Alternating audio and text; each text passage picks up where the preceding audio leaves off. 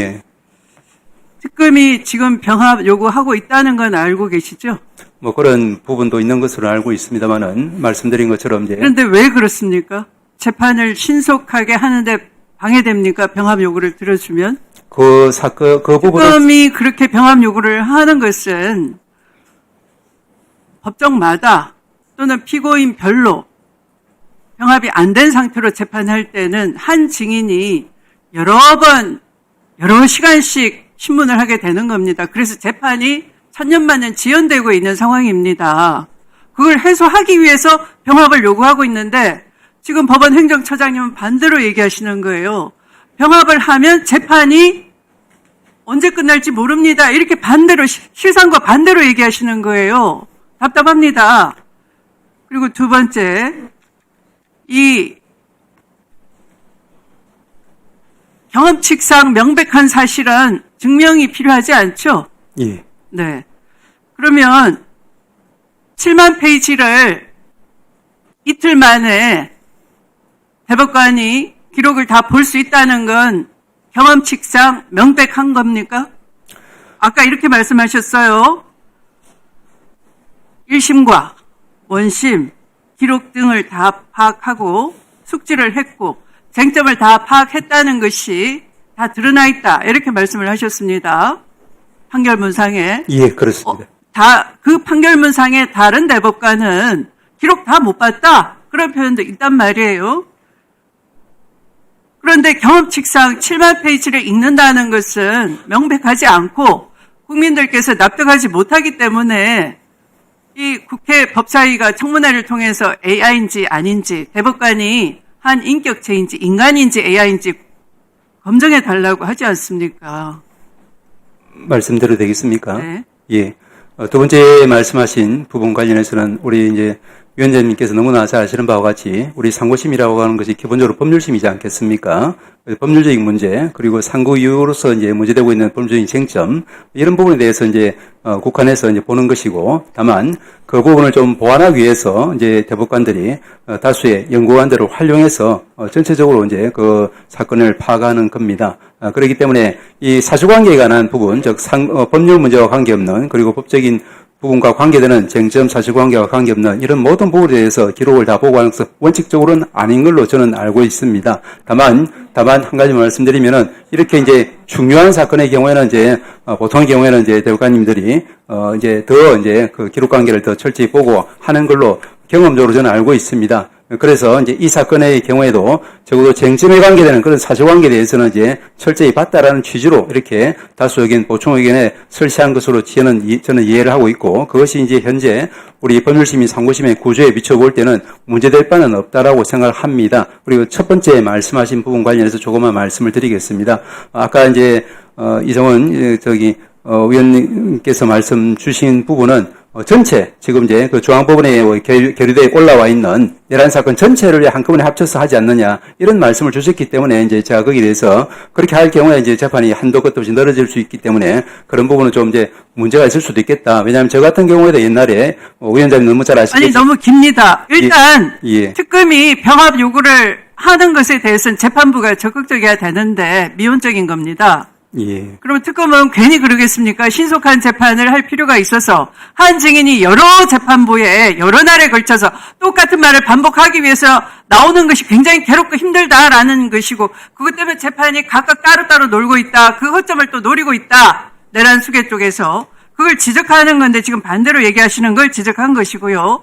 그리고 대법원이 경험칙에 반하는 사실 인정을 했을 때는 많이 파기를 합니다. 뭐 대법원에서 사실 인정에 오류가 있는지 여부도 당연히 판단을 해야 되는 것인데 그걸 눈 감고 할 필요가 없다. 법률적으로 문제되는 것만 우리는 법률심이니까 그것만 핀셋으로 꼽아냈다. 거기서 정확하다. 이런 말씀이나 마찬가지로 들리는 겁니다. 말씀을 우리 행정처장님께서 하시는 것을 듣고 법률가 누가 납득을 하겠습니까? 그리고 조용히 하세요. 그리고 국회법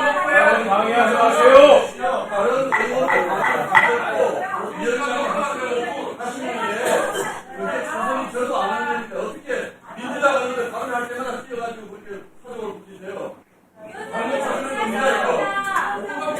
가만히 있습니다. 열려주세요. 윤다님 좀 받아들입니다. 회의 진행하잖아요. 윤다님 회의 진행하세요.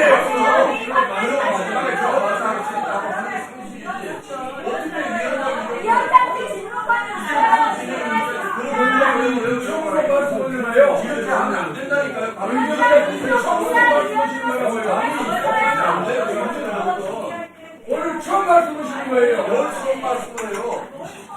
오늘 말씀을 해요. 저희는 진행했죠. 뭐가 두려워서 그래요? 뭐가 두려워서 그래? 위원장님, 대법원장이 대선에 개입. 발언권 드리지 않았습니다. 발언권 드리지 않았습니다. 대법원장이 대선에 개입하고 이재명 대통령 후보를 날리려고 했던 거 아니에요? 법원이 어떻게 그렇게 할 수가 있어요? 이재명 대통령 후보를 날리려고 했던 거잖아요. 대법원이 그런 것도 잘하는 겁니까?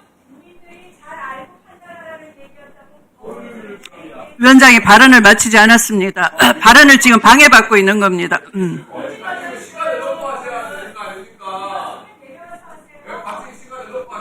자, 위원장을 왜 내려와서 하라고? 행정처장님, 예, 국회법 제37조에 예. 상임위원회와 그 소관 규정이 있어요. 법제사법위원회는 자, 서영기 의원님 조용히 해주세요. 네, 이쪽은 다 조용히 해주세요. 네, 뭐 여기는 말을 안 들으시니까 어쩔 수가 없어요. 교실에도 떠드는 학생이 있으면 어떡합니까? 진도는 나가야죠.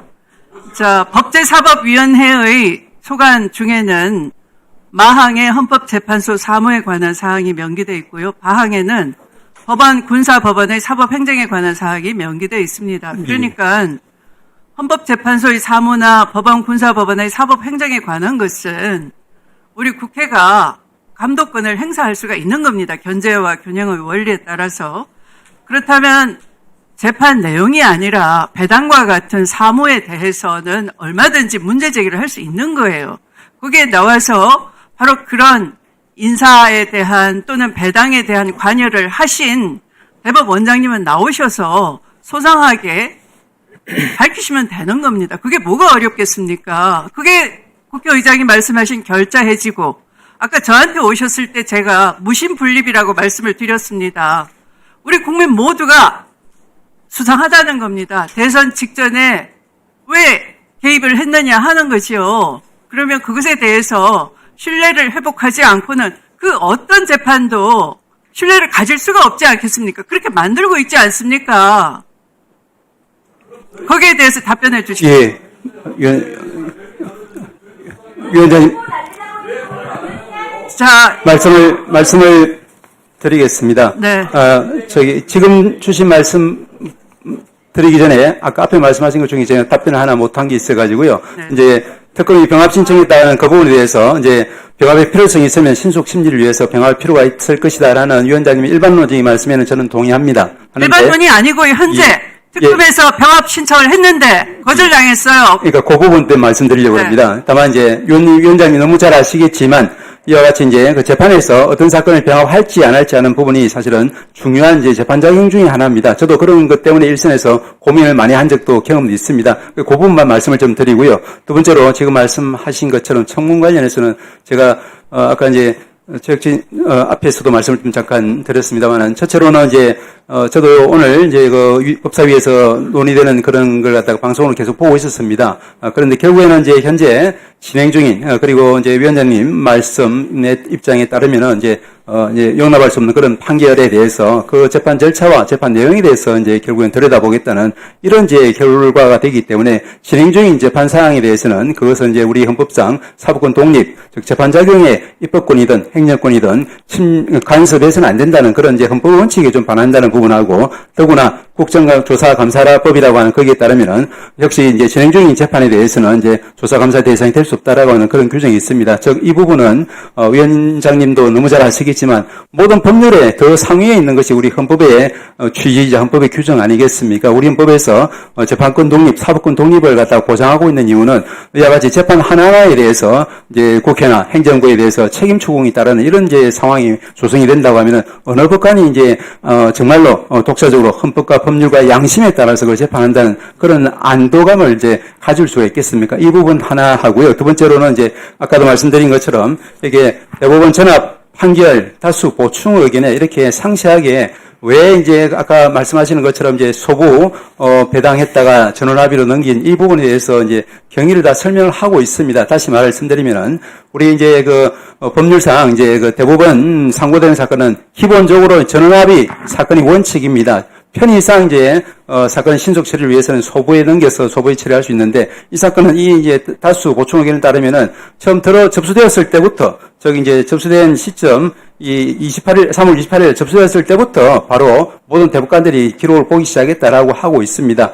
그래서 이제 이 사건이 이제 다만 전합이라 하더라도 그 주심은 정해져 되기 때문에 주심 정하는 것은 이제 무작위 전산배당에 의해서 자동적으로 됩니다. 거기서 이제 그 특정 대법관님 주심으로 결정이 되었고 주심 결정되면 자동적으로 또 이제 그 해당 소부가 마치 배당된 것처럼 지정됐을 뿐이지 이 사건은 처음에 이제 진행하고 예정했던 것처럼 곧바로 이제 전압으로 다시 회부를 해서 그렇게 진행한 걸로 이 다수 보충 의견에 나와 있습니다. 다시 말씀드리면 이 부분은 이례적인 것은 아니고 처음부터 예, 그래서 이제, 그리고 이제 저희들이 이제 이 부분에 대해서 이제 독일 주 헌법재판소에서도. 네, 그러면 행정처장님. 예. 네, 그 발언을 맞춰주시기 바랍니다.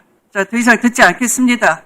결국은 행정처장님 말씀에 의하면, 네. 대법관님들은 AI였다라는, 국민이 검증해 달라는 걸 우리는 검증할 책무가 남아있네요. 네. 네, 그러면. 아니, 소위에서 하다가 신중한 재판을 위해서 전원합의 넘겼는데, 그걸 또 신속하게 해요, 전원합의 판결을. 열심히 넘겼는데, 그게 다 똑같습니까? 네, 김기표 의원님으로부터 토론을 종결하자는 동의가 들어왔습니다. 해당 동의에 찬성하시는 의원님 계십니까? 감사합니다. 네, 내려주십시오. 김용민 의원님 등 찬성하시는 의원님이 계시므로 국회법 제71조에 따라 토론 종결 동의가 의제로 성립되었습니다. 이에 대하여 국회법에 따라 토론을 하지 않고 것으로 표결하도록 하겠습니다.